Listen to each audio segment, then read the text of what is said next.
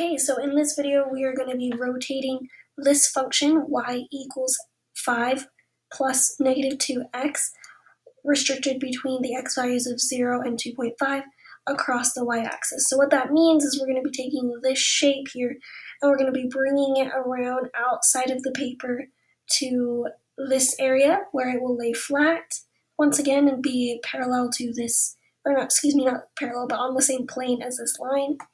Then, from that point, it will go back behind the page and meet up again with this point as well. So it will form a shape, a 3D shape once we've done that. So what we have to do is kind of say, all right, if we're going to do that, we know it's going to come out, and then it's going to eventually be coplanar again with this line. And what that line looks like is it's basically the same line here, just reflected about the y-axis.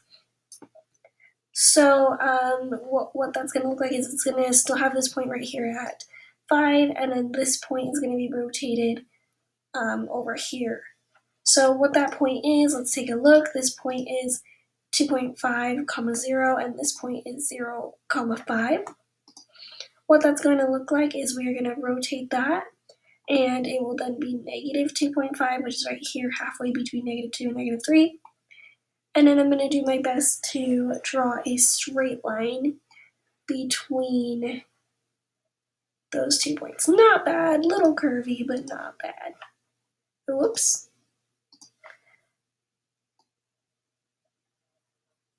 There we go, not too bad. All right, and then there's that point.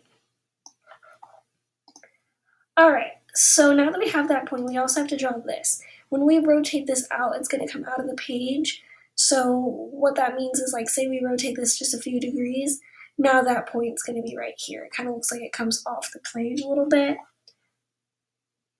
So that is going to create this kind of circular shape at the bottom where you can kind of see that that point is being drawn out of the page.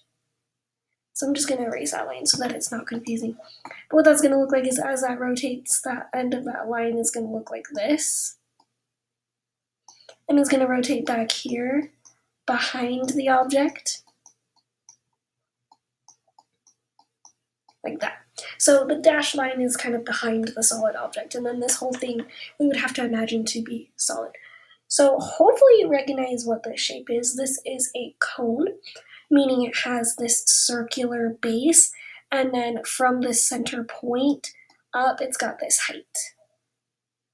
Right, so here's the center point to the base, and then it's got this radius out.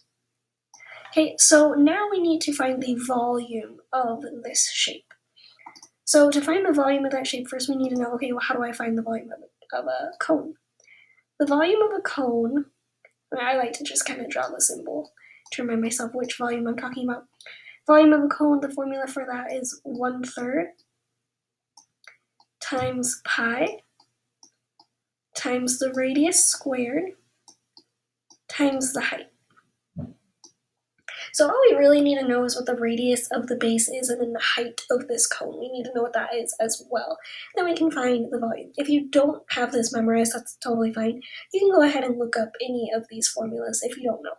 So no matter what shape comes up, you can hopefully recognize what shape it is and then look up what the formula would be for that volume. I'm totally okay with that. Anyway, all right, so here hopefully we recognize that this is a radius. And if you notice, the radius here goes from 0 to 2.5. So the radius in this case is going to be 2.5. So when we calculate this radius needs to be 2.5, and then we're going to square it. Now the height goes from 0 to 5. So the height is then 5. So then let's plug it in. What we're going to do is plug into our calculator 1/3 times pi times 2.5 squared times the height, which is 5. All right, and that would be the volume for this shape. So then what I'm going to do is I'm going to get my Desmos scientific calculator out, which is right here. All right, and I'm going to plug in this formula, 1/3 times pi, and then I like to put this in parentheses, 2.5 squared and then times 5. So the volume here you could write as 32 point, we're going to round to 1/10, so 0.7. I'm just going to round to there because it's easier. So you could say the volume of this shape is 32.7. Now if we had units on it, like I said, this was measured in inches, then you would do inches cubed, but in our assignment today, we're not going to be worrying about in units, we're just going to be doing the math behind it and calculating the volume.